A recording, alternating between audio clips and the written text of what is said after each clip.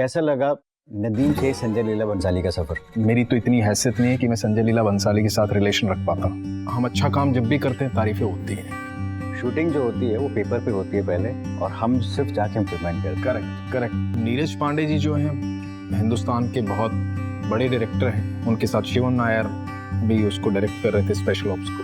मैं क्योंकि हिंदू और मुझे बचपन से सिखाया गया है हिंदुत्व है, सनातन है। मेरी किन किन नेमतों को झुटलाओगे? तो मुझे लगता है कि यार ये दुनिया में फिर सब कुछ अल्लाह ने ही बनाया। आजकल सोशल मीडिया का जमाना है। कितने ऐसे बेहतरीन अभिनेता हैं जिनके फॉलोअर्स नहीं है। हिंदुस्तान में, विदेशों में कई बार एक्टर्स में बात होती है कि यार इन्फ्लुएंसर्स को, फॉलोअर्स वालों को जल्दी काम मिल जाता है। मुझे पहला काम दिलीप साहब ने दी।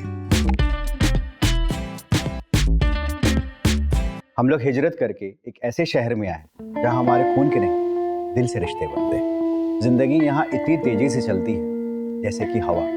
इस भाग दौड़ में ये शहर जिसे हम मुंबई कहते हैं, इसने हमें काफी रिश्ते दिए, हमदम, हमराज, हमराह और दोस्ती। Today's guest is very special too, क्योंकि इनके साथ मैंने क्राइम पेट्रोल के काफी एपिसोड शूट किए। ये एक बहुत अच्छे अभिनेता हैं और अपनी मेहनत से इंडस्ट्री में बहुत नाम कमा रहे हैं। Please welcome Anuj Sharma.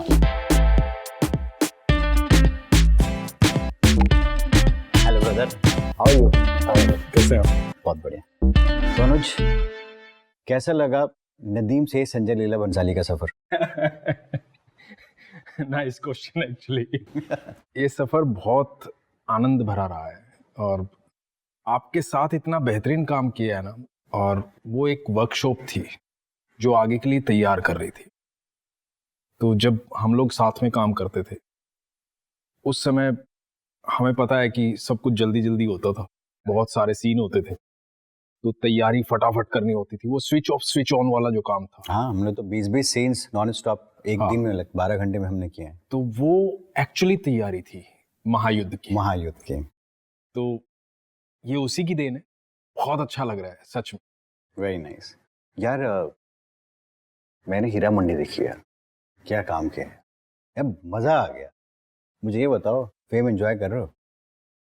भाई पहले तो थैंक यू सो मच आपने देखी। और जहां तक फेम की बात है ना नदीम भाई, मेरे गुरु केदार बाबा रहे हैं, केदार शर्मा। उन्होंने मुझे एक चीज सिखाई थी कि बेटा जो तारीफें होती हैं ना, वो फूल की खुशबू की तरह होती हैं, जल्दी ही खत्म हो जाती है। तारीफों के बहकावे में मत आना कभी। तारीफें तो लोग करेंगे क्योंकि हम अच्छा काम जब भी करते हैं तारीफें होती हैं। तो मेरा तारीफों की तरफ ध्यान नहीं है, फेम की तरफ ध्यान नहीं है, ध्यान है मेरे काम की तरफ जो जरूरी है। हाँ, सॉरी टू इंटरप्ट, लेकिन ये तो बहुत जरूरी है कि हम अपना कर्तव्य करते जाएं, अपना काम करते जाएं, फल की चिंता ना करें। मेरा बस ये है कि यार ये लोगों को अच्छा लगा और उससे पहले भी लोगों को अच्छा लगा, आगे भी लोगों को अच्छा लगता रहना चाहिए। और आई एम श्योर कि जितने आप मेहनती हैं, जितना आप अपना 200% हर एक काम में, चाहे वो रोल छोटा हो या बड़ा हो, आप 200% देते हैं। और आप जब सेट पे आते हैं तो ब्लास्ट ही हो जाता है, मतलब। थैंक यू सो मच भाई।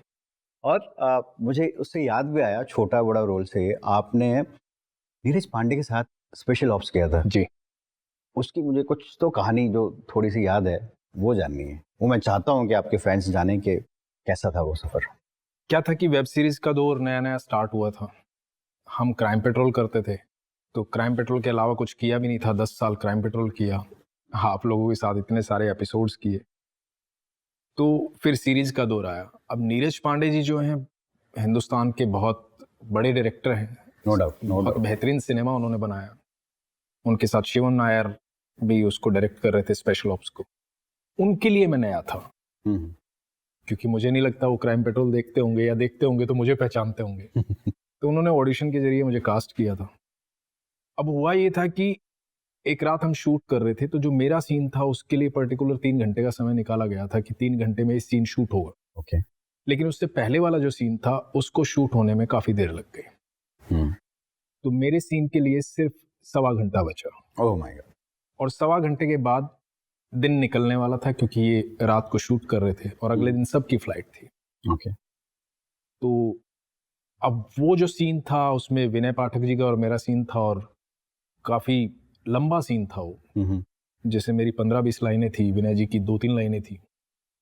तो नीरज जी ने मुझे कहा कि अनुज, सब कुछ तुम्हारे ऊपर है। तो मैंने कहा हाँ सर, वन शॉट करें। मैंने कहा सर आप जैसा चाहें वैसा करें। ऐसा मतलब क्या डे लाइट जा रही थी या फिर डे लाइट आ जाती है, डे लाइट आ जाती थी? रात हाँ, का सीन था, नाइट रात का सीन था, नाइट तो सुबह होने वाली थी, करीबन एक्सटीरियर था ये? एक्सटीरियर था। Okay okay okay. तो सुबह के 5 बज गए थे, मतलब थोड़ी देर बाद डे लाइट आ जाती है। तो मैंने कहा सर जैसा आप चाहें वैसा करें, वन शॉट करें या जैसा भी आप चाहें। तो बोले कि तुम्हारे ऊपर है, क्योंकि सीन तुम्हारा है, तुम्हारे ही डायलॉग्स हैं। अब क्योंकि उनके लिए मैं नया था, उनको नहीं पता था कि किस तरह का पहले काम किया है, क्या काम किया है, और मुझे वो 15 लाइनें मुझे कुछ ज़्यादा लग नहीं रही थी, क्योंकि हमने इतना क्राइम पेट्रोल साथ में किया है, और हर सीन 5 मिनट पहले ही तो आता था कि लो भैया कर लो, कर लिया, बैक टू बैक। और इमोशंस ईश्वर की कृपा से वो सब ईश्वर ने दिया हुआ है, वो टैलेंट। तो मैंने कहा ठीक है सर कर लेते हैं, और उन्होंने वन शॉट लगाया और वो वन टेक ओके। वाह। तो उसके बाद उन्होंने कहा कि टाइम बच गया है, 2 कट और ले लेते हैं। तो 2 कट का जो लालच था, वो 2 कट भी लिए गए। उसके बाद मुझे गोदी उठा लिया, बोला कि यार चौधरी मान गए यार। तो मुझे बहुत अच्छा लगा कि उनकी टीम ने बहुत अप्रिशिएट किया, उन्होंने बहुत अप्रिशिएट किया। तो मुझे बहुत अच्छा लगा कि ये ऐसा नहीं है कि एक दिन में हो गया, एक पल में हो गया, ये जो इतने सालों से मेहनत चल रही थी ना, उसका परिणाम। नहीं, मैं ये एग्री करता हूँ इस बात पे, बिल्कुल एग्री करता हूँ, क्योंकि हम बहुत बार है ना, जैसे मैं अगर आइडियलाइज करता हूँ या मैं देखता हूँ, या हिंदुस्तान के, मैं तो यही मानता हूँ कि हिंदुस्तान का हर दूसरा बच्चा शाहरुख खान, अमिताभ बच्चन, सलमान खान, अक्षय कुमार ये सब बनना चाहता है। लेकिन हम वो जर्नी नहीं देखते जो उनका सफ़र था, उसमें उनको क्या क्या उनका हर्डल्स थे, वो हम नहीं देखते। हम देखते हैं यार हमको भी स्टार बनना है, तो वो शॉर्टकट्स लेने लगते हैं। तो मुझे यही लगता है, इनफैक्ट मुझे भी धीरे धीरे यही लगा कि नहीं यार, दे आर नो शॉर्टकट्स। आज है और आज ही जीना है। मैं ऐसा जानना चाह रहा था, क्राइम पेट्रोल आपने तो मतलब 8-10 साल किया हुआ है, मतलब आप तो लेजेंड है। तो कैसा था सफ़र, मतलब जब आप शूट पे आते थे, क्योंकि हम लोग एक सीन या 2 सीन तो नहीं करते थे, ना ही गैप होता था। तो बेसिकली ये होता है कि एक सीन खत्म हुआ, आप चेंज करके आओ, हम लोग रेडी, हम लोग एक्टर्स का वेट कर रहे हैं, प्लीज़। तो वो एक्सपीरियंस कैसा था, और अभी वेब सीरीज और फिल्मों का एक्सपीरियंस, वो कैसा डिफरेंस क्या है? देखो नदीम भाई, क्या है कि मैं 96 से एक्टिंग कर रहा हूँ, 1996 से। नाइस। 2010 या 11 में क्राइम पेट्रोल स्टार्ट हुआ था। 2011। तो करीबन 14 साल जो मेहनत की थी, उसके परिणाम की तलाश में घूम रहा था कि कुछ ऐसा मिले जिसको करने में मजा आए मुझे। तो क्राइम पेट्रोल वो सीरीज थी कि हर बार एक नया किरदार, नया तरीका, नया क्राइम, तो नई कहानी, सब कुछ नया। तो वो करने में इतना आनंद आता था, तो मतलब है ना, कभी थकान नहीं होती थी, क्योंकि उसकी तलाश इतने सालों से चल रही थी। तो जब वो मिला ना, तो हर बार एक्साइटमेंट होती थी। और जो प्रोसेस था क्राइम पेट्रोल का, जो आप लोगों का प्रोसेस था, वो इतना बेहतरीन था। वो अब तक भी, मैं सच बताऊं, बहुत रेयर होता है, मतलब इंडस्ट्री में बहुत कम लोग हैं इस तरह से जो काम करते हैं कि आपने कितनी बार, मतलब हम शूट करने से पहले उसकी रीडिंग करते थे, बैठते थे साथ में, पूरा मतलब शूट होने से पहले सारा शूट हो चुका होता था माइंड में। मैं तो ये बिलीव करता हूँ, आज भी ये बिलीव करता हूँ कि शूटिंग जो होती है वो पेपर पे होती है पहले, और हम सिर्फ जाके इम्प्लीमेंट करते हैं। करेक्ट। तो वो इम्प्लीमेंट करने से पहले पेपर वर्क इतना स्ट्रांग होना चाहिए, वर्कशॉप्स होनी चाहिए कि हमें पता हो कि एक्टर से हम क्या चाह रहे हैं, और एक्टर उस स्क्रिप्ट को कैसे समझ। बहुत अच्छी चीज़ थी वो, उस तरह की तैयारी बहुत अच्छी थी।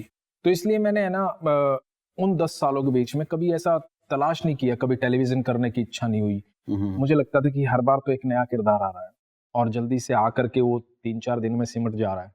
ये मुझे लगता है ना, ये क्राइम पेट्रोल का बेस्ट चीज़ है कि हमने आज शूट किया, in another next two 4 days वो टेलीकास्ट हो जाएगा। तो हमें पता रहता है कि क्या फ्लॉज हैं, अच्छा लगा नहीं लगा, उसका रिजल्ट भी हमको दिखता है कि लोगों के मैसेजेस आते हैं, जैसे आप लोगों को काफ़ी मैसेजेस आते होंगे अप्रिसिएशन के। बिल्कुल। और जैसे वेब सीरीज़ हैं, फिल्में हैं, उस तरह से आपको वेट नहीं करना पड़ता। लेकिन उसका भी एक मजा अलग है, क्योंकि देखो सिनेमा और वेब सीरीज, जैसे क्राइम पेट्रोल ने हमें तैयार किया उसके लिए। तो और जो सिनेमा और सीरीज जो है, अब उसमें क्या है कि एक किरदार के लिए आपके पास समय होता है, उसको तैयार करने के लिए, उसको सोचने के लिए, और वो बहुत बारीकी से सोचा जाता है। लेकिन ये दोनों ही चीजें हैं, मतलब कई बार क्या होता है कि इंस्टेंट की हुई चीज कमाल कर देती है और कई बार बहुत तैयारी की हुई चीज फेल हो जाती है। राइट। तो बिल्कुल ऐसा होता है। तो क्राइम पेट्रोल बिल्कुल इंस्टेंट था, मतलब एकदम वर्जिनिटी पे वर्क कर रहा था, उसके लिए सोचना नहीं है, बस करना है। तो वो इस तरह से हो रहा था। यहाँ जब सिनेमा की बात आती है तो एक किरदार है, वो लिखा जाएगा, उसको 10 बार पढ़ा जाएगा, समझा जाएगा, समझाया जाएगा, उसके बाद उसकी तैयारी होगी, उसके बाद वो परफॉर्म होगा। तो कई बार ये बेहतर रिजल्ट देता है। Correct, no doubt. तो एक चीज जो फेम की जहां तक बात आती है, तो मुझे लगता है कि क्राइम पेट्रोल से भी हमें उतना ही फेम मिला था। क्राइम पेट्रोल इतना फेमस रहा है, पूरे हिंदुस्तान में हर जगह देखा जाता है, तो और वेब सीरीज में भी। बट हर एक की इच्छा होती है ना वो कैनवास देखने की, वो बड़ा कैनवास, बड़ी बड़ी लाइट्स के बीच में रहने की। वो तो सबका, हर डिपार्टमेंट वो हर डिपार्टमेंट का सपना होता है।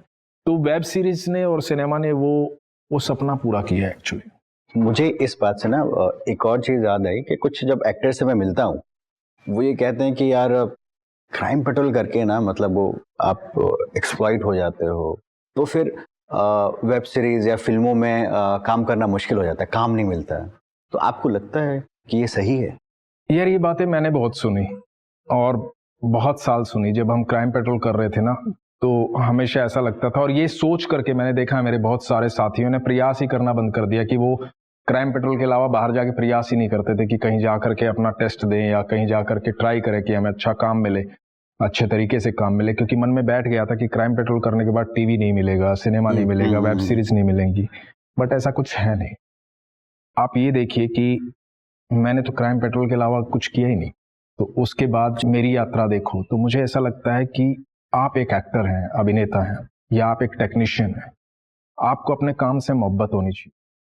और आपको यदि मोहब्बत होगी, आपके अंदर प्रतिभा होगी, आप कमाल का काम करना जानते होंगे, आपके अंदर शिद्दत होगी, तो दुनिया में कोई भी विधा हो, कोई भी माध्यम हो, आपको इनवाइट करेगा सामने से, आपको बुलाया जाएगा। ये आपकी काबिलियत पर निर्भर करता है कि आप कितने काबिल हैं। तो आप, हर कोई प्यासा है, हर एक को पानी की तलाश है, तो आप पानी बन जाओ ना। यदि सब प्यासे हैं, आपको पता है सब प्यासे, तो पानी बन जाओ आप। तो वो पानी बनने के लिए है ना, आपको सोचना नहीं है फिर वो किसकी प्यास बुझानी है। हाँ, यदि आपने एक चीज जो मुझे लगता है कि हर एक्टर को सोचनी चाहिए कि कोई भी काम करने से पहले 10 बार ये सोचे कि ये आपके इतिहास में जुड़ने जा रहा है। कभी पलट कर आप इसे देखो तो आपको बुरा नहीं लगना चाहिए। करेक्ट। तो वो सोच करके आगे बढ़ना चाहिए। तो रास्ते हर जगह खुले हुए हैं, सिनेमा में भी, सीरीज में भी, हर जगह आपका वेलकम है यदि आप प्रतिभाशाली हैं। बट वो ट्रांजिशन पीरियड है, मतलब तुम एक बेस्ट एग्जांपल हो मेरे सामने कि तुमने क्राइम पेट्रोल से स्टार्ट किया, 8-10 साल क्राइम पेट्रोल में किया और हाउस होल्ड नेम बन गए। और मुझे इतना पता है कि सिर्फ इंडिया ही नहीं, वर्ल्ड वाइड आप जहाँ पे भी जाते हो, क्राइम पेट्रोल के एक्टर्स को लोग पहचान लेते हैं। तो जो ट्रांजिशन है क्राइम पेट्रोल से या टीवी से वेब सीरीज या सिनेमा, वो कैसा है, वो प्रोसेस कैसा है? वो मतलब ऐसा है कि बहुत लोग टूट जाते हैं, बहुत लोग उसको झेल नहीं पाते हैं, उस स्ट्रेस को, उस स्ट्रगल एक चीज और मैं कहूँगा नदीम भाई, ये बड़ी डीप सी बात है, समझने वाली। कई बार ऐसा होता है कि किसी माध्यम के अंदर है ना, कुछ खेल जो है वो स्क्रिप्ट का और निर्देशक का होता है। तो निर्देशक और स्क्रिप्ट, ये सब चीजें मिलकर के, डीओपी मिलकर के, ये सब चीजें मिलकर के है ना, किसी भी मिट्टी को आकार दे सकती हैं कुछ क्षण के लिए। मतलब कोई भी मिट्टी होगी तो उसको आकार देके एक बर्तन बना सकता है। यदि कुम्हार काबिलियत रखता है ना तो वो बना सकता है, लेकिन कुछ क्षण के लिए। मिट्टी में काबिलियत नहीं होगी ना, वो टूट जाएगी, बिखर जाएगी। तो कई बार मुझे ऐसा लगा कि जैसे क्राइम पेट्रोल में जो लोग काम कर रहे हैं वो बाहर अच्छा काम नहीं कर पाते। रीजन क्या है इसका? तो ये काबिलियत डायरेक्टर की है, यहाँ पर स्क्रिप्ट की है, डीओपी की है, या बाहर उस तरह की अपॉर्चुनिटीज नहीं मिलती, उस तरह के अवसर नहीं मिलते। अगर डायरेक्टर और डीओपी या स्क्रिप्ट की बात है तो आप भी बहुत अच्छा काम कर रहे हैं, लेकिन मेरा ये है कि आपने जौनपुर किया है, आपने बहुत छोटी छोटी फिल्में, वेब सीरीज भी की हैं इंडिपेंडेंट, जिसमें मेरे ख्याल से बजट नहीं था। हाँ, तो बाकी लोग कहाँ अटक जाते हैं, या वो इतना जो स्ट्रेस होता है या प्रेशर होता है वो हर चीज का, कि वो झेल नहीं पाते हैं, और वो क्योंकि इतनी आसान विधा नहीं है नदीम भाई, ये इतना आसान नहीं है। देखो आपको, मुझे पता है कि आज से 10 साल पहले, 10 नहीं, अब तो ज्यादा ही हो गए, 14 साल हो गए, क्राइम पेट्रोल के ऑडिशन के लिए लंबी लंबी लाइनें लगती थी। Correct correct. उसी लाइन में कभी मैं भी खड़ा था, मतलब मैं भी इंतजार कर रहा था मेरा भी ऑडिशन होगा तो मेरे को भी मौका मिलेगा। तो और लोग आते थे, लोग FTIA करके, NSD करके बाहर बाहर से आते थे कि क्राइम पेट्रोल एक बार करना है। तो मुझे लगता है कि जैसे जैसे आपको काम मिलना स्टार्ट होता है ना, आप थोड़ा थोड़ा फेम मिलना स्टार्ट होता है। क्राइम पेट्रोल ने बहुत फेम भी दिया है लोगों को, नाम भी दिया है, तो आप सेटिस्फाई भी होने शुरू हो जाते हो कि नहीं बस हो गया, मिल रहा है जो चाहिए, हो गया, मिल रहा है। वो जो आग है ना जो लेके आए थे यहाँ पे, जिसके लिए जब हम घर से चलते हैं ना तो ये सोच के चलते हैं भाई भूखे मर जाएंगे, फुटपाथ पे सो जाएंगे, मंदिर में सो जाएंगे, धर्मशाला में सो जाएंगे, लेकिन बनना एक्टर है। और थोड़ा फेम मिलते ही और थोड़े पैसे आते ही तो वो सारी आग कहाँ चली जाती है? तो वो आग जो है ना जिसकी जलती रहेगी वो तपिश देती रहेगी। तो आग निरंतर बनी रहनी चाहिए। तो असफलता कहीं बाहर से नहीं आती, असफलता खुद से आती है। असफलता के आ को इरेज करने के लिए ना आपकी शिद्दत और मेहनत की जरूरत होती है। वो आ इरेज हो गया तो सफलता आ जाएगी। बिल्कुल एग्री करता हूँ। ये वो सिर्फ एक्टर्स के लिए नहीं, हम डायरेक्टर्स के लिए, असिस्टेंट डायरेक्टर्स के लिए, सबके लिए कि मेहनत तो एक्चुअली क्या हमारा 9 to 6 जॉब है नहीं, हम फ्रीलांसर्स हैं। तो आज मेरे पास काम है और एक प्रोजेक्ट मैं कर रहा हूँ और वो कल खुदा ना खास्ता किसी वजह से बंद हो गया या वो पूरा हो गया project, next is hunting for the next project. अब मैं नेक्स्ट प्रोजेक्ट के लिए हंट करूंगा। अब वो कब मिलता है, क्या ड्यूरेशन होती है, किसी को आइडिया नहीं। बट इसमें नदीम भाई आप ये देखिए, इस बात को कई बार मैंने भी सोचा, ये हर एक की दुविधा है हमारी इंडस्ट्री में, पर ये प्रोसेस है। इसमें बीच में आपको आराम करने का समय मिल रहा है, अपने ऊपर काम करने का समय मिल रहा है, सोचने का समय मिल रहा है। अब आपने ये कर लिया, आगे इससे बेहतर क्या करना चाहते हैं, बेहतरी करना चाहते हैं या कुछ भी करना चाहते हैं, ये सब सोचने का समय मिल रहा है। हमेशा फायर पता है कैसी होनी चाहिए इंसान के अंदर? जब वो पहले दिन मुंबई आया था ना, तो वो जो आग थी ना तलाश की, वो जो भूख थी, वो रहनी चाहिए, वो लगातार बनी रहनी चाहिए। बस उसको जिंदा रखना है हमेशा। देखो नाम भी मिलेगा, फेम भी मिलेगा, पैसा भी आएगा, सब कुछ आएगा, लेकिन सेटिस्फेक्शन तब आएगी जब आप अपनी आत्मीयता से वो काम करोगे जो करने आप आए। उसको निरंतर बनाए रखना है। तो वो हर एक, हमारी हर फील्ड में है, मतलब हर एक में, चाहे टेक्नीशियन है चाहे एक्टर है, तो वो मुझे लगता है कि वो निरंतर बनी रहनी चाहिए और उसके लिए बहुत ज़रूरत है आपके आसपास के माहौल की। सही है, लेकिन जो सेटिस्फेक्शन है उसका लेवल क्या है? और ये एक इंडिविजुअल डिसाइड खुद करे कि यार इतना सेटिस्फाई करता है मुझे, या उसकी तो कोई सीमा नहीं है? नहीं है सीमा, मैं बताता हूँ।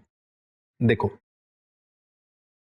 नदीम भाई, इतने सालों से आप हैं, मैं हूं, हमारी जितनी उम्र है, बहुत बार भोजन किया होगा हमने, रोज करते हैं। कई बार ऐसा भोजन करते हैं जहां भोजन करने के बाद आत्मिक संतुष्टि मिलती है कि वाह आज खाना खा के आनंद आ गया, बहुत मजेदार भोजन किया आज, अद्भुत खाना था आज, ऐसा निकलता है मुंह से, है ना, कि वाह। तो ये भोजन की सेटिस्फेक्शन है, पर इसका मतलब ये नहीं है कि भूख दोबारा नहीं लगेगी। करेक्ट। तो भूख तो निरंतर लगेगी, आप उस आनंद को लेते रहिए, सेटिस्फेक्शन का जो आनंद है ना उसको लेते रहिए और भूख को जागृत रखिए। तो आप जाएंगे जब इस दुनिया से तो कुछ दे के जाएंगे इस तरह का, और वही मकसद है शायद हम सबका कि हम कुछ कुछ तो दे के जाएं। बहुत बहुत ही अच्छी बात है एंड आई कंप्लीटली एग्री कि आप इस दुनिया में आए हो तो फाइंड योर ऑब्जेक्टिव। बिल्कुल।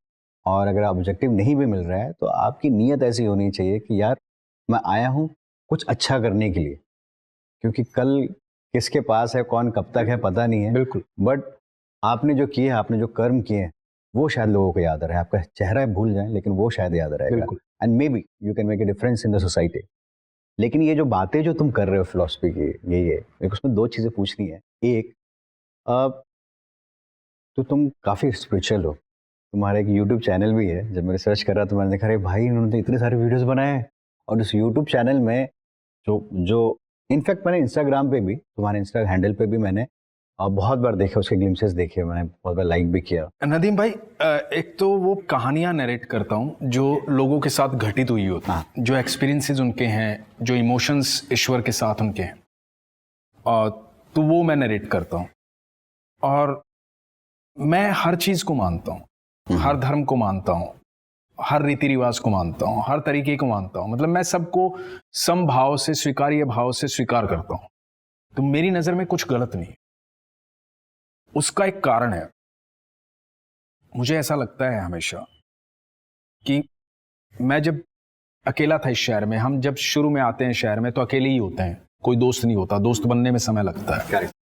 तो और आप रोज हारते हैं इस शहर में, रोज उम्मीद के साथ उठते हैं इस शहर में कि आज कुछ कमाल हो जाएगा, और रात को रोज अपने आप से प्रॉमिस करके सोते हैं कि कल कुछ जरूर कमाल करूंगा, कल उससे मीटिंग करूंगा ये काम हो जाएगा, उससे मीटिंग करूंगा ये काम हो जाएगा, लेकिन रोज हारते हैं आप। वो जीत का दिन कभी कभी आता है। जो रोजमर्रा के दोस्त हैं उनमें तलाशते हैं तो आपको धीरे धीरे लगना शुरू करता है हर कोई आपको जज कर। और आप जब अपने बुरे वक्त से गुजर रहे होते हैं, कमजोर वक्त से गुजर रहे होते हैं, उस समय आपने किसी को अपनी बात बता भी दी तो आपका जब वक्त सही आएगा, क्योंकि वो आना ही है, तो भी जिसको आपने बुरे वक्त में अपनी कमजोरी बताई है ना, उस कमजोरी को लेकर के मजाक उड़ाएगा कि एक वक्त मेरे साथ आकर के मुझे ऐसे ऐसे बोल रहा था। करेक्ट। तो दुनिया में एक ही है जो आपको जज नहीं करता, आपका मजाक नहीं उड़ाता, वो ईश्वर। वो अनंत ब्रह्मांड में सबसे पावरफुल है, और इस पर बिलीव आप करते हो तो आपको लगता है कि दुनिया में कुछ भी असंभव नहीं है, क्योंकि आपके पीछे जो खड़ा है ना वो दुनिया का मालिक। क्योंकि मैं इसको इस नजरिए से देखता हूं कि जैसे एक पिता अपने बच्चे को वसीयत देता है ना, तो वसीयत कितनी देता है? जितना घर उसका होता है, जितनी जमीन होती है, गाड़ी घोड़े होते हैं। तो मुझे हमेशा लगता है कि मुझे वसीयत में पूरी पृथ्वी मिली है, मेरे ईश्वर ने दी। तो कृष्ण से मेरा वो दोस्ती वाला संबंध। और रही इस चैनल की बात, तो जब कोरोना चल रहा था तो लोग बहुत मायूस थे, और एक अभिनेता के तौर पे मैं घर पे खाली बैठा था, मेरे पास कुछ काम था नहीं। तो मुझे लगा कि यार मैं क्या योगदान कर सकता हूं। एक तो वो अंदर का जो कीड़ा है एक्टिंग करने का, उसको कहाँ यूज करूं, कहाँ इस्तेमाल करूं। दूसरा, मैं अपने फादर साहब के साथ था, तो मेरे फादर साहब जो हैं उनको कैंसर था उस दौरान, अभी तो वो दुनिया में नहीं रहे। उन्होंने बहुत हिम्मत दी है मुझे। उस दौरान मुझे लगा कि यार कुछ वीडियोस बना के कुछ अच्छे मैसेज डालूं, जिससे मैं खुद भी मोटिवेट हूं और लोग भी मोटिवेट। तो मैंने वीडियोस बनानी स्टार्ट की, लोगों ने अप्रिशिएट करना स्टार्ट। तो जैसे ही कोरोना बंद हुआ मैंने वो चैनल बंद कर दी। उसके बाद लोगों के बहुत मैसेज आए कि सर मैं तो सुसाइड करने वाला था, लेकिन आपकी कहानी सुनी और मैं रुक गया, सर आपने बहुत हिम्मत दी। इस तरह के बहुत मैसेज। तो मुझे लगा कि यार लोग मेरी कहानी से बदल रहे हैं, मैं सुना रहा हूं, लोग बदल रहे हैं। पर मैंने उसको हल्के में ही लिया। मैंने कहा कि ठीक है, अभी कोरोना खत्म हो गया, मेरा काम शुरू हो गया, मुझे एक्टिंग करनी है, तो ये मेरा काम नहीं है, ठीक है। तो ईश्वर करे सबको सुख शांति दे, समृद्धि दे। अचानक से एक वीडियो वायरल हो गया पुराना, 8 मिलियन लोगों ने देखा। Very nice. और वो 8 मिलियन लोगों ने देखा, और वो भी मेरे पेज पे नहीं, वो मेरे ब्रदर ने डाला एक नए पेज पे। और धड़ल्ले से मुझे वो वीडियो रिवर्स होकर के मेरे पास ही आने लगा। और लोगों ने बोला कि सर प्लीज आप वीडियो सुनाइए, आपको नहीं पता आप क्या बदलाव कर सकते। Very nice, very nice. तो मैं अपनी इस क्वालिटी से बिल्कुल अनभिज्ञ था, मुझे नहीं पता था इस बारे में। हाँ, ईश्वर की कृपा है कि उन्होंने इतना मैंने पढ़ा है, इतनी पढ़ाई मैंने की है कि मेरे पास वो शब्दकोश भी है, और वो किताबें भी जानता हूँ, कहानियां भी जानता हूँ। तो मैंने इसको स्टार्ट किया। लेकिन नदीम भाई आप यकीन मानना, जब आप क्या होता है कि जब जिस माहौल में जाते हैं ना, उस माहौल का पता लगता है। आप अभी इमरजेंसी वार्ड में चले जाएंगे ना, तो आपको लगेगा कि दुनिया कितनी दुखी है।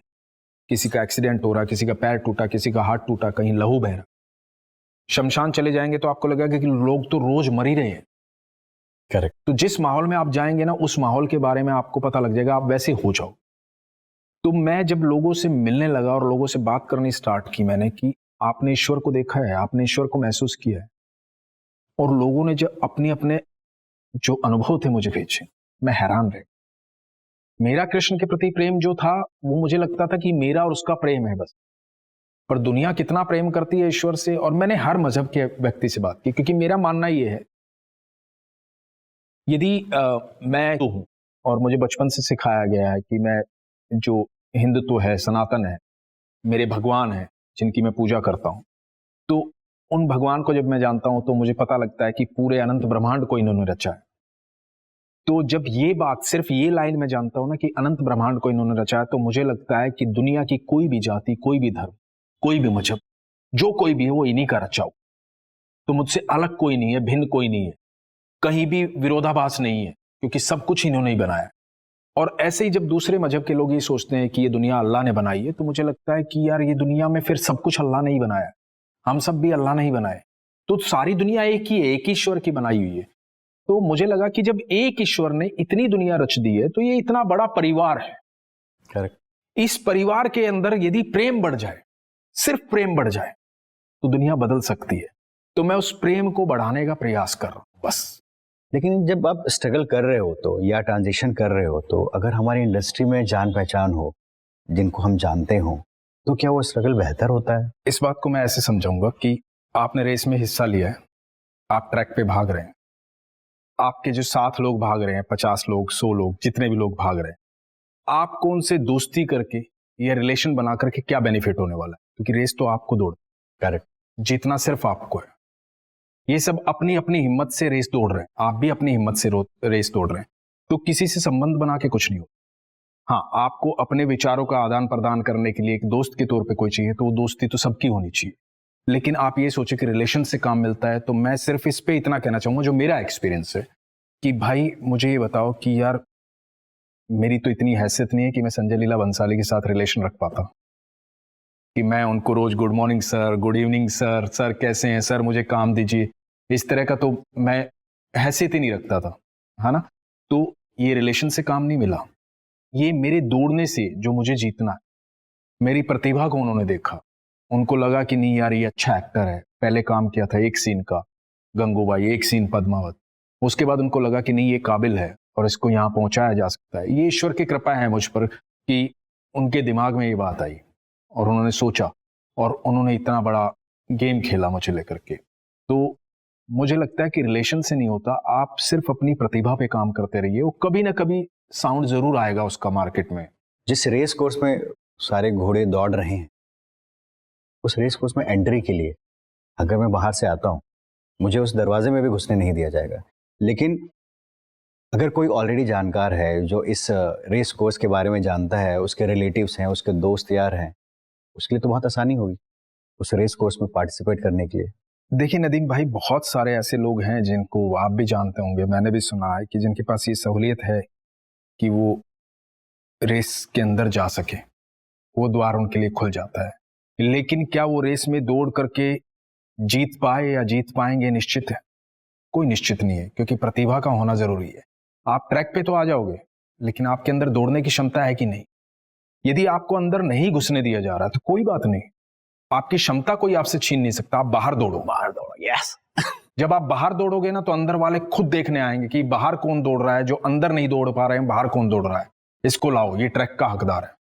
तो आप एक दिन ट्रैक पे आ जाओगे। जब हम 0 से 100 की तरफ दौड़ लगाते हैं, तो अपने मेंटल स्टेटस को कैसे बैलेंस रखें? हम कैसे सोचें कि पॉजिटिव कैसे रहें? क्योंकि नेगेटिविटी तो चारों तरफ है और स्ट्रगल इतना ज्यादा है कि बहुत बार हम ब्रेक कर जाते हैं। मैं ये सोचता हूँ नदीम भाई, आज ही मेरी मेकअप दादा से बात हो रही थी, सुधीर दादा से। हाँ। क्या होता है कि जब वृक्ष की जो जड़ें है ना, वो मिट्टी के अंदर रहती है ना, जहां से वो उपजा है, तो हमेशा हरा भरा रहता है, फल देता है, फूल देता है, हमेशा हरा भरा रहता है। लेकिन जैसे ही वो जड़ें बाहर खींचना स्टार्ट करता है ना, जमीन से अलग होता है, तो सूखना शुरू होता है, खत्म होना शुरू। तो ये जो जमीन है ना, ये परिवार होता है। तो आपको अपने परिवार से किसी भी हालात में डिस्कनेक्ट नहीं होना चाहिए।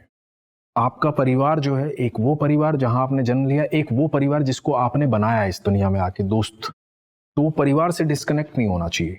वो आपकी मेंटल हेल्थ को ठीक रखेगा। मैं सच बताऊं, मेरे जीवन में मेरी फैमिली का बहुत बड़ा योग।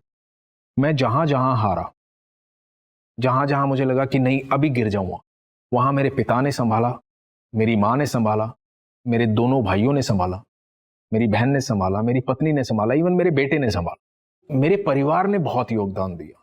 उसके बाद भी यदि कहीं कसर बाकी रह गई, जो मेरे मन में फिर भी कहीं शंका, मतलब इतनी पावर्स होने के बाद भी शंका हो, तो मैं एक चीज हमेशा करता हूं, मैं बैठ करके ईश्वर का धन्यवाद करता हूं कि ये परिवार तूने दिया है और इतनी सलाहें तेरे द्वारा दी गई हैं। मतलब इन्होंने मुझे इतनी सलाहें दी हैं, मुझे खुश देखने के लिए, मुझे सुरक्षित रखने के लिए, ये सारी दुनिया तूने दी।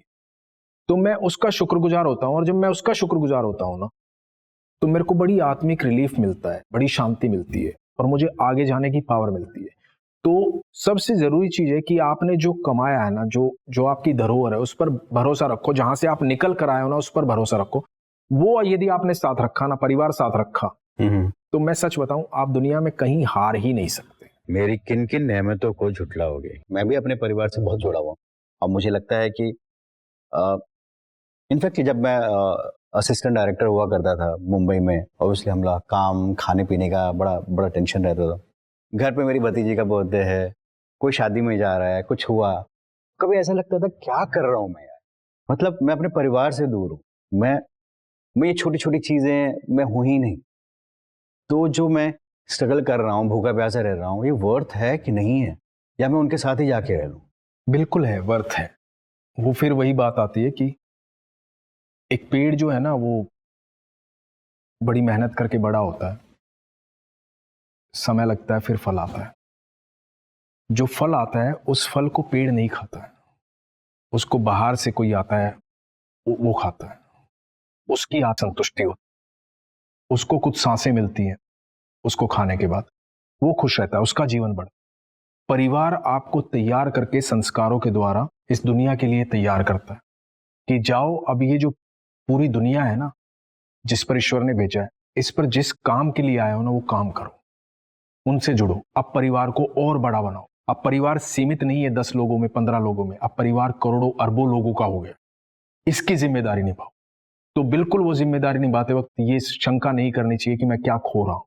आप सोचो कि आप उस परिवार को, यदि आपने वो मुकाम हासिल कर लिया, आपने वो मेहनत कर दी, वो शिद्दत आपने लगा दी, तो वो जो परिवार है ना, उसको कितना गर्व महसूस होगा कि आप उनकी संतान। बचपन में कहीं पढ़ा था मैंने, अगर आप अपने स्कूल में मेहनत नहीं करोगे तो आपको कॉलेज ढूंढने के लिए मेहनत करनी पड़ेगी। अगर आप कॉलेज में पढ़ाई नहीं करोगे, घूमोगे और फिरोगे, मस्ती करोगे, बिकॉज वो एज है, वो एज है, वो वही सब सारी चीज़ों करने का, लेकिन आपने पढ़ाई नहीं की, अपने करियर के ऊपर ध्यान नहीं दिया, तो आपको फर्स्ट जॉब ढूंढने के लिए मेहनत करनी पड़ेगी। इनफैक्ट फर्स्ट जॉब में भी अगर आपने ध्यान नहीं दिया तो आपको पूरी ज़िंदगी स्ट्रगल करना पड़ेगा। तो स्ट्रगल कहाँ करना है, वो शायद एक छोटी सी एज में ही डिसाइड करना है कि हमको जो मेहनत करनी है, पूरी जिंदगी की मेहनत करनी है या स्ट्रगल करना है, कहाँ करना है। तो आज के लिए चला है रेड फ्लैग ग्रीन फ्लैग, उसे क्या समझते हो, क्या समझ में आता है? ये जो रेड फ्लैग ग्रीन फ्लैग जो रिलेशनशिप के बीच में आता है ना, कि अच्छी आदतें, बुरी आदतें और उम्मीदें एक दूसरे से, और डिसाइड कर देना कि तुम अच्छे हो और तुम बुरे हो। मैं एक बात बताऊं, आपने बचपन में वो एक, हम गेम खेलते थे ब्लॉक, ब्लॉक को एक दूसरे से जोड़ते थे, वो पूरा होता, वो जब तक अधूरा होता है ना, उसके कोई मायने नहीं होते। तो अब वो ब्लॉक एक दूसरे ब्लॉक को ये कहने लगे कि भाई तू यहां से टेढ़ा है, तू यहां से टेढ़ा है, और दूसरा उसे ये समझाए कि नहीं तू यहां से टेढ़ा है और तू यहां से टेढ़ा है, और दोनों इसी बात पे अड़े हो, तो दोनों को दोनों गलत लगेंगे। लेकिन दोनों ये समझें कि दोनों एक दूसरे के पूरक हैं। वो टेढ़ा इसलिए ताकि तुम्हें पूरा कर सके, और वो टेढ़ा इसलिए कि ताकि तुम्हें पूरा कर सके। तो यहां पर ये ग्रीन फ्लैग और रेड फ्लैग का मसला ही खत्म हो जाता है जब एक दूसरे को समझ लेते हैं कि आप एक दूसरे के पूरक हैं। तो आपके अंदर खामियां इसलिए दिख रही हैं क्योंकि वो चीजें जो आपके अंदर नहीं है, वो चीजें उसके अंदर है, और जो उसके अंदर है वो आपके अंदर नहीं है। तो दोनों मिल जाएंगी तो पूरक हो जाएंगे, तो ये मसला ही खत्म हो जाए। तो मुझे लगता है कि हमें ये समझना चाहिए कि हम एक दूसरे के पूरक। इसका मतलब यह है कि हमें परफेक्शन नहीं ढूंढनी चाहिए, हमें इम्परफेक्शन में परफेक्शन ढूंढनी चाहिए। बिल्कुल, हम मिलकर ही परफेक्ट हो पाएंगे, इस बात को समझ लें। नो वन इज परफेक्ट, हाँ, no one is perfect. Social media, आजकल सोशल मीडिया का जमाना है, तो एज एन एक्टर तुमको ऐसा क्या लगता है कि सोशल मीडिया में कितना एक्टिव होना चाहिए कि नहीं होना चाहिए, या फिर हम कन्वेंशनल जो रूट पे जाते थे कि हम कास्टिंग डायरेक्टर्स के बाद गए, उन्होंने कोई फिल्म दी, तो क्या ज़रूरी है? अपने क्राफ्ट पे तो आप काम करो और साथ साथ सोशल मीडिया में भी एक्टिव रहो, या फिर नहीं यार देखो, कोशिश करनी चाहिए, यदि आप एक्टिव रह सकते हैं तो रहिए। लेकिन हाँ, ये इस तरह का दौर है कि जहाँ पर कई बार ये पूछा जाता है कि इसके फॉलोअर्स कितने हैं या कितने लोग इसकी पोस्ट लाइक करते हैं। बट पर्सनली मैं इतना ज़्यादा रेगुलर नहीं हूँ इंस्टाग्राम वगैरह पे कि मैं रोज़ पोस्ट करूँ या रोज़ रील बनाऊँ, आज मैं यहाँ गया हूँ वहाँ गया हूँ। मुझे लगता है कि आप यदि इंडस्ट्री को 15 साल पहले देखेंगे 15 साल पहले हम एक शब्द सुनते थे सुपरस्टार, अब नहीं सुनते। 15 सालों से हमें लगता है कोई सुपरस्टार होगा नहीं। पता है क्यों? क्योंकि मिस्ट्री रहती थी एक, कि वो कैसे उठते हैं, कैसे बैठते हैं, क्या खाते हैं, क्या पीते हैं, कैसे तैयारी करते हैं किरदार की, अपनी परफॉर्मेंस के लिए क्या करते हैं। अब वो मिस्ट्री सारी खत्म हो सोशल मीडिया की वजह। हर चीज पब्लिक को पता है, कहाँ नहा रहे हैं, कहाँ खा रहे हैं, कहाँ बैठे हैं, कहाँ जा रहे हैं, क्या कर रहे हैं, क्या नहीं कर, हर चीज शेयर हो। तो मिस्ट्री खत्म हो गई है, इसलिए कभी सुपरस्टार पैदा नहीं। दूसरी बात, ये गलत नहीं है, यदि अच्छा लगता है तो ठीक है, जिसको अच्छा लगता है उसके लिए ठीक है। मुझे लगता है कि यदि मैं इस पर ही काम करूंगा तो मैं अपने क्राफ्ट पे कब काम। और हर एक एक्टर का है ना अपना, हर एक आर्टिस्ट का अपना एक तरीका होता है काम करने का, कौन कितनी डेप्थ में वर्क करता है और उसकी डेप्थ को वो कितना समझता है और दूसरे कितना समझता है। हर एक का अपना एक तरीका, हर एक का अपना एक मेथड है। कोई सब कुछ करते हुए भी बहुत बेहतरीन होता है और कोई सिर्फ अपना बेहतरीन करने के चक्कर में उसी में लगा रहता है। विजिबिलिटी बढ़ाने के लिए हाँ, लोग कम टाइम में ज़्यादा से ज़्यादा लोग को मैं पहुंचना चाहता हूँ, तो सोशल मीडिया मुझे लगता है कि यार it's a good Nadeem thing. भाई, सारी दुनिया भी मुझे जान जाएगी तो क्या हो जाएगा। नहीं, इट्स अ गुड थिंग कि मैं लोगों तक रीच कर सकूं, लोग मुझे जान सकें या फिर मुझे काम मिलने में आसानी हो, मेरी पॉपुलैरिटी है। देखो, एक क्वांटिटी की बात है, एक क्वालिटी की बात। क्वांटिटी ये है कि आपको लाखों करोड़ों लोगों के बीच में फैल गए आप, हर चीज बता करके रोज सोशल मीडिया पे या अपना पीआर करके या करके करोड़ों लोग आपको जान रहे हैं, आप हैं। एक क्वालिटी की बात, क्वालिटी ये है कि यदि आपका काम होगा ना, जो आप कर्म कर रहे हैं वो बोल रहा हो, तो लोग आपको तलाशते हुए पहुंचेंगे, आप ढूंढते हुए पहुंचेंगे आप आपके काम के अंदर। और आप देखना कितने ऐसे बेहतरीन अभिनेता हैं जिनके फॉलोअर्स नहीं है, हिंदुस्तान में, विदेशों में उनके फॉलोअर्स नहीं है। और कितने ऐसे बड़े बड़े एक्टर्स के नाम बता दो जिनके इंस्टाग्राम अकाउंट ही नहीं है, ट्विटर अकाउंट ही नहीं है, बड़े डायरेक्टर्स के। इवन मैं बता रहा हूं अपने डायरेक्टर्स में संजय लीला बंसाली जी का कोई इंस्टाग्राम अकाउंट नहीं मेरा है लेकिन मैं उतना एक्टिव नहीं हूँ। है ना? तो जो लोग अपने क्राफ्ट पे काम कर रहे हैं उनको मतलब नहीं है कि बाहर क्या हो रहा है। अपने काम पे ध्यान दो यार, और आपको इसमें इंटरेस्ट आ रहा है तो करो, उसमें कोई आपत्ति नहीं है। कई बार एक्टर्स में बात होती है कि यार आजकल इन्फ्लुएंसर्स को, फॉलोअर्स वालों को जल्दी काम मिल जाता है, वो काम मिल जाता है। कितने दिन तक, जब तक वही बात आती है यार, आपकी प्रतिभा आपसे कोई नहीं छीन सकता। प्रतिभा अगर दिखे ही ना, राइट, दिखेगी भाई, वो दिखेगी। देखो, आप कितने भी बादल आगे अड़ा दो, सूरज के प्रकाश को नहीं रोक सकते, बादल हटेंगे।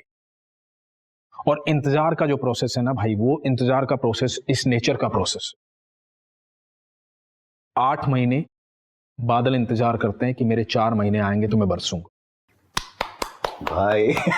और 4 महीने सूरज इंतजार करता है, ये हटेंगे तो मैं चमक। तो ये नेचर का प्रोसेस है, इसको कोई रोक नहीं सकता। बहुत बढ़िया, बहुत बढ़िया। अब ये बादलों की छटनी की है, मुझे एक बात याद आई कि तुम्हारा पहला ऑडिशन कैसा था, कब रिकॉर्ड किया, कैसे रिकॉर्ड किया, क्या सर्कमस्टांसेस थे जब पहला ऑडिशन रिकॉर्ड किया, और उसका रिस्पांस क्या था, तुम्हारे बादल कब छटे? ये बड़ी फनी सी बात है एक्चुअली। मेरे मामा के साथ मैं शूटिंग देखने गया था 96 में, और मुझे लगा कि यार एक बंदा आता है, उसके साथ एक छतरी वाला आता है, एक जूस का गिलास लेके आता है, एक शीशा लेके आता है, कंगा लेके आता है। बड़ा तैयार करने के लिए एक बंदे को 10-15 लोग लगते हैं यार। मैंने कहा ऐसी लाइफ तो कोई राजा महाराजा भी नहीं जीता हो, यही बनना है। मन में सोच लिया, तो मामा को बोला, क्योंकि मामा इसी फील्ड में थे, अब तो नहीं रहे वो। तो मैंने मामा को बोला, मामा ये बनना है एक्टर। तो बोले तुझे हिंदी तो ढंग से आती नहीं। मैं हरियाणवी, टिपिकल हरियाणा में रहता था मैं। मैंने कहा उसके लिए क्या करना पड़ेगा, उसके लिए पढ़ना पड़ेगा। मैंने कहा ठीक है, पढ़ेंगे।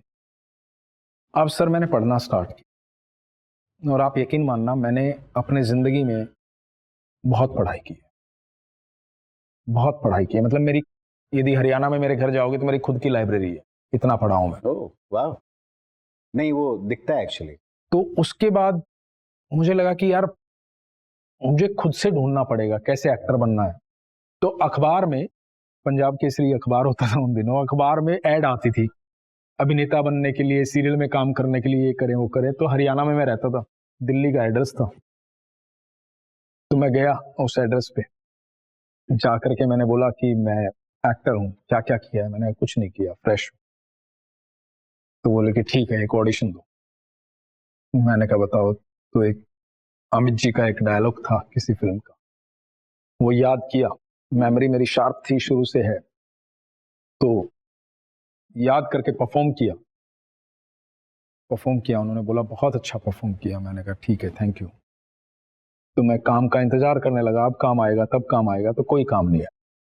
उसके बाद मुंबई जब मैं आया, ये दिल्ली का पहला ऑडिशन था। मुंबई जब मैं आया तो पहला ही दिन मैं मुंबई आया हूं और आकर के मैंने बैग रखा, मैं नहाया धोया, अपने दोस्त के रूम पे रुका था और मैंने कहा फटाफट ये बता ऑडिशन कहाँ होते हैं, मेरे पास टाइम नहीं है, 1 महीना है, 1 महीने में मुझे साबित करना मैं आया हूँ यहाँ। ये बहुत चलता है, तो साबित करना है। हाँ, और मैंने कसम खाई थी 1 महीने में काम नहीं मिला तो लौट जाऊंगा, और मुझे ईश्वर ने दिया।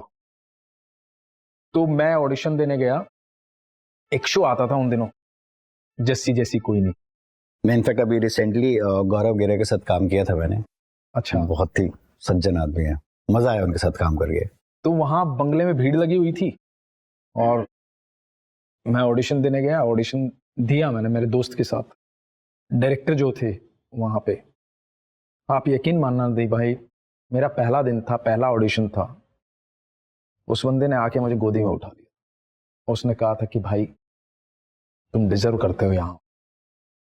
तो मुझे लगा कि आते ही काम मिल गया, पर ऐसा कुछ हुआ नहीं। फिर तो ये तारीफ थी। उसके बाद इंतजार हुआ, ऐसा कुछ नहीं हुआ। ऑडिशन का सिलसिला चल ही रहा था, पहला ही दिन था। तो उसके बाद मैंने एक ऑडिशन और दिया। मतलब ऑडिशन भी तो रोज नहीं मिलते थे ना। उसके बाद जो सेकंड ऑडिशन दिया वो मैंने दिया दिलीप कुमार साहब, सायरा बानो जी के सामने। वाह, लक्की गए। और उस ऑडिशन से मुझे पहला काम मिला। मुझे पहला काम दिलीप साहब ने दिया। स्त्री करके एक शो आता था, उसमें मुझे काम मिला। मैं तो ये बोलूंगा दिलीप साहब से मिले थे आप, बहुत बड़ी बात है। हाँ, तो ये अपने आप ये में मेरा पहला inspiration काम थे। भी था और पहली मुलाकात भी थी। तो स्टार्टिंग एकदम धमाकेदार था। हाँ, लेकिन अगला धमाका क्या होने वाला है? नेक्स्ट कोई प्रोजेक्ट? नेक्स्ट अभी 3 फिल्में हैं जो रिलीज पे हैं, जिनमें से एक मेरी चिड़िया है जिसको काफी सारे अवार्ड्स मिल चुके हैं।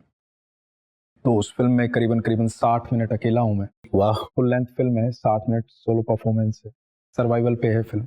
Very nice. मुझे तो बहुत पसंद है सर्वाइवल वाली फिल्म। हाँ, एक और फिल्म है वर्चस्व, जिसमें रवि किशन है, त्रिधा चौधरी है और अक्षय ओबराय है। तो वो है। उसके बाद एक और फिल्म है। तो ये 3 फिल्में तो जो तैयार हैं और रिलीज पे हैं, रिलीज हो जाएंगी नेक्स्ट ईयर तक। बाकी जो है अभी प्रोसेस में है, काम चालू है। मैं आई एम श्योर कि तीनों फिल्में एकदम ब्लॉकबस्टर होंगे, बहुत अच्छा करेंगी। न्यू ईयर अभी कुछ ही दिनों में, नया साल आ जाएगा, तो क्या कुछ मैनिफेस्ट किया हुआ है? मुझे लगता है कि मेरे लिए हर दिन जो है ना न्यू ईयर। हर सुबह जो मुझे मिलती है ना, मैं उसको, जब सूरज को सुबह देखता हूं तो ईश्वर का धन्यवाद करता हूं कि आज का दिन देखने का मौका दिया, एक और दिन जिंदगी में जुड़ा, एक और नया चांस मिला। तो एक और नया चांस मिला। तो हर सुबह जो है सूर्य नई उम्मीद के साथ, नए साल के साथ, नए समय के साथ आता है। तो मेरे लिए हर दिन न्यू ईयर। न्यू कमर्स जो हैं, जो नए बच्चे आ रहे हैं, जो हजारों की तादाद में मुंबई आते हैं, उनके लिए कोई मैसेज? उनके लिए एक मैसेज है, बहुत सारी पढ़ाई करो, इतना पढ़ो कि कुछ बचे ना। क्योंकि एक अभिनेता होने के लिए सच में बहुत बड़े शब्दकोश की आवश्यकता होती है, बहुत नॉलेज की आवश्यकता होती है। करेक्ट। ऐसा लोग सोचते हैं कि मैं खूबसूरत दिख रहा हूं, हैंडसम दिख रहा हूं और अच्छी बॉडी बना रखी है, चलो मुंबई। तो ये गलती ना करें, नहीं तो यहां से फिर 2-4 साल में, 5 साल में वापस जाना पड़ेगा या फिर यहां आकर के सीखना पड़ेगा। तो मुझे लगता है कि युद्ध की तैयारी अपने घर में करनी चाहिए, युद्ध के मैदान में नहीं करनी चाहिए। तो यहाँ तब जब भी आए पूरी तैयारी के साथ आए, अच्छे शब्दकोश के साथ, अच्छी पढ़ाई के साथ, अच्छे ज्ञान के साथ, अच्छी प्रैक्टिस के साथ, तब मुंबई आए और फिर तुम्हें कोई नहीं रोक पाएगा। बहुत बहुत शुक्रिया यार, तुम आए इस पॉडकास्ट पे और अपना कीमती समय दिया और बहुत अच्छी अच्छी बातें की और बहुत कुछ सीखने को मिला मुझे। थैंक यू सो मच मेरे भाई। Thank you so much.